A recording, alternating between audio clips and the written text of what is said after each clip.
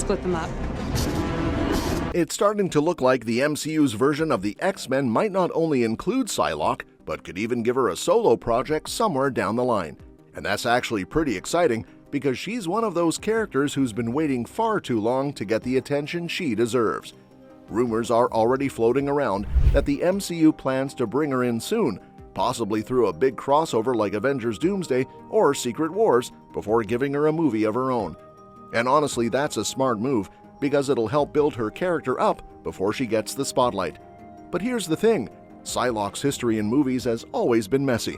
She's got one of the most complicated backstories in all of Marvel Comics, and previous film versions never really did her justice. Still, things are finally starting to look up, because the latest casting rumors have created a bunch of excitement among fans. So, let's talk about what we know so far about Psylocke possibly joining the MCU, and how Marvel could finally do this hero right. In the comics, Psylocke #1 by Alyssa Wong and Vincenzo Caratu gives us a great look at who she is right now. The story starts with her arriving at the X-Men's new base in Alaska called the Factory. She casually mentions to Kid Omega that she's been in Palmdale, which doesn't sound like a big deal until we flash back to see what really happened there. It turns out Psylocke was rescuing the kidnapped daughter of a politician who hated mutants. She takes out an entire gang of criminals with her psychic blade, saves the girl, and reunites her with her father, then shrugs it off as nothing important. That scene alone shows exactly why Psylocke is such a compelling character.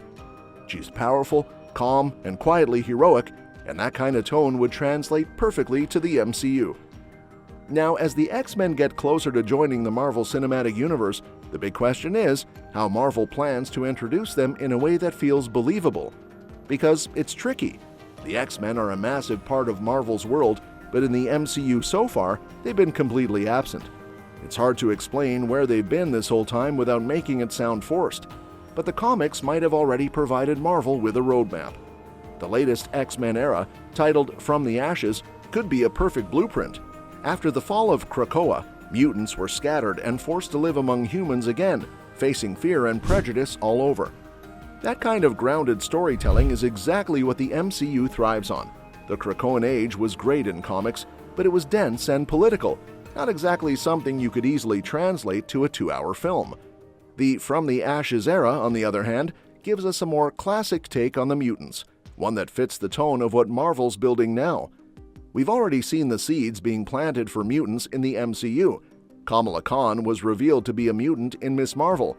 Namor appeared in Black Panther: Wakanda Forever with confirmed mutant genetics, and Kelsey Grammer's Beast showed up in the Marvel's post-credits scene. These little hints suggest that mutants are starting to emerge naturally in the MCU, and that gives Marvel a perfect opportunity to start bringing in characters like Psylocke. In fact, Psylocke #1 offers a pretty clever way to do it. The comic shows her balancing her duties as an X-Man with side missions as a mercenary, basically living 2 lives. That's similar to how Black Widow was introduced back in the first Avengers movie, working solo before fully joining the team. So Marvel could easily take that same approach here. Psylocke could start as an independent operator, working alone, maybe doing covert missions, before crossing paths with the X-Men or the Avengers. This slower, more gradual rollout is actually something Marvel's done before.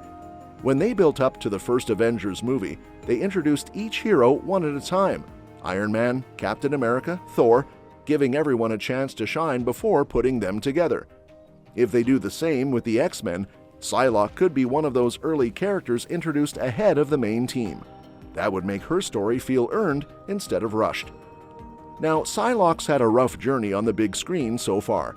Fox's X-Men movies didn't really give her the justice she deserved, even though she's one of the coolest mutant heroes Marvel has. But that's about to change. Since Disney bought 20th Century Fox in 2019, Marvel Studios now has the rights to the X-Men, and that means they can finally reboot these characters properly. It's a chance to start fresh, and Psylocke could benefit the most from that. There's already a bunch of casting buzz surrounding the X-Men's MCU debut.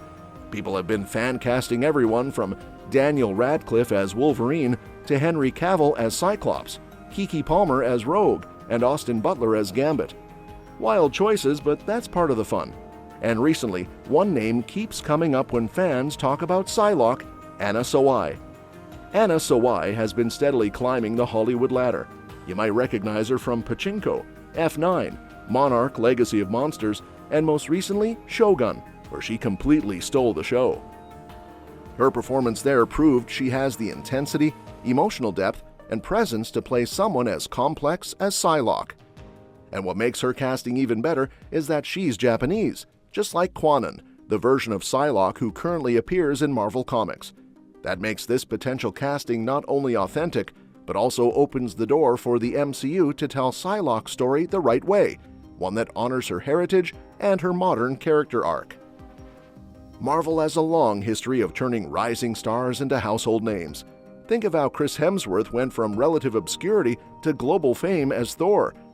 Anna Sawai could absolutely follow that same path. If she ends up taking on the role, this could be the version of Psylocke that finally gets the depth and respect fans have been asking for. To really understand how Marvel could handle Psylocke this time, though, we've got to unpack her comic book history a bit, because, well, it's complicated. The original Psylocke was Betsy Braddock, a British telepath who somehow ended up swapping bodies with a Japanese assassin named Kwannon after interference from a ninja organization called The Hand. Yes, the same Hand from the Daredevil Netflix series. This bizarre body swap storyline lasted for years and confused even dedicated fans. Eventually, in 2018, Marvel cleared things up. Betsy went back to her original body and became Captain Britain, while Kwannon reclaimed hers and became the new Psylocke. That's actually great news for the MCU, because it means Marvel can skip the messy parts and start clean with Kwannon as the current Psylocke. It gives them a chance to introduce Betsy separately, maybe even as Captain Britain, which would be an amazing connection to the wider Marvel multiverse. Fox's movies tried to adapt Psylocke twice before, but never quite nailed it. The first time was X-Men: The Last Stand in 2006, where Mei-Ling Melanson played her. Unfortunately, that version barely got any screen time and didn't even have her real powers. She could teleport through shadows, which was pretty far from the comics. Then came Olivia Munn in X-Men Apocalypse. Visually, she was spot on, complete with the psychic blade and martial arts, but her character had no backstory or emotional arc. She looked great in action, but had nothing to do beyond fight scenes. Then, to make things more confusing, Psylocke popped up again briefly in Deadpool and Wolverine, played by Aisha Hussein, only to be killed off within minutes. So it's fair to say the live-action versions so far haven't exactly done her justice. That's why the MCU reboot is the perfect opportunity to fix all that. Instead of rehashing old storylines, Marvel can give Kwannon her own origin and let her story unfold naturally. They could even bring in Betsy later as Captain Britain, giving both characters their space to grow. That way, fans get the best of both worlds without having to deal with the body swap confusion. Of course, Psylocke's history still comes with challenges. She's been everything: a model, pilot, telepath, assassin, hero, and even a soul saver. It's a lot to fit into one movie without overwhelming people. That's why Marvel will probably take a streamlined approach if they decide to adapt her story. The MCU version could start with Kwannon as an independent mutant trying to find her place in a world that's only just learning about mutants. From there, she could cross paths with the X-Men and slowly become part of their world. If Marvel plays it smart, Psylocke could go from being a background character to one of the breakout stars of the MCU's next era. Because, let's be honest, it's about time this psychic ninja finally got her moment to shine. And that's that for today's video. Thanks for watching, and we will see you in the next one.